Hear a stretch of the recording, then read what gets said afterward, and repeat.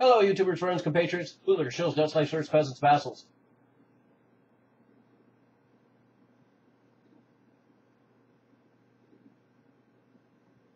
I'm a useful idiot, and I would like to discuss Obama's executive orders, because we have another executive order signed by Obama recently that, of course, transfers all powers of telecommunications and communications in this country over to the DHS and commandeers the entire communication system in the United States.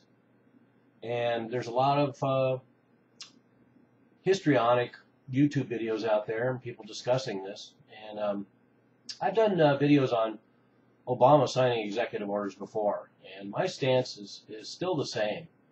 I read these executive orders and I understand what they are, but I am not going to succumb to the fear-mongering and the histrionics associated every time an executive order is signed. And I'll tell you why. Because of the fact that these executive orders go all the way back to the Kennedy administration and before. And all presidents and all governments and all militaries and all intelligence apparatuses and national security organizations always set up these contingency plans so that everything's written down in case something happens. The protocol is already available. And I try not to read too much into these because that's just the way bureaucracy and government is. It likes to set up all these contingency plans so that everything's mapped out. And, they have a plan. And I just don't think people should read so much into it. Granted, the implications are sinister because if the day comes when these events occur, or a false flag event occurs, or a natural disaster occurs, or a terrorist attack occurs, or an economic collapse happens, and these executive orders that go all the way back to the pre-Kennedy administrations, then yes, it's going to be a bad thing if these executive orders are put into place. But I'm just suggesting at this point, it's nothing to get excited about. And point in fact, I remember going through 8 years of Bush and seeing all the incredible dictatorial powers that President Bush gave himself in 8 years. And I remember looking through the executive orders that Bill Clinton signed in 8 years of Bill Clinton as well. And nobody really got upset about the executive orders' contents.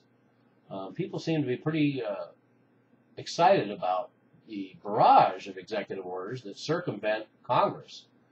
And of course, Obama promised he wasn't going to do that like Bush did, and now he's doing it just like Bush did. But I remember thinking during the 8 years of Bush that how interesting that all these executive orders are going in place and all the GOP base seemed to be fine with it, and nobody seemed to gripe too much. And I thought to myself, you know, all those powers that you are fine that President Bush has, including the stuff in the Patriot Act, the GOP base was fine with it, the electorate was fine with it, barely a peep. But I was already thinking about what they were going to say when those same powers were inherited by the president that they don't like, a Democrat in this case. So Obama gets elected, and now all of a sudden all those GOP that were quiet when Bush was getting all these dictatorial powers with his executive orders and the Patriot Act and all his police state legislation, everything was fine until the next asshole gets in and then he has those powers. A little scary then, isn't it? So so I don't have any really any sympathy for the GOP base, particularly when they get alarmed about executive orders from Obama. But I don't have any sympathy for Democrats who get worked up about these executive orders either. I mean, to put it into context, we actually have contingency plans for the invasion of Canada. That's how thorough the bureaucracy is in plotting every kind of contingency plan. And most of these executive orders are just set up for the continuity of government in case there is calamity.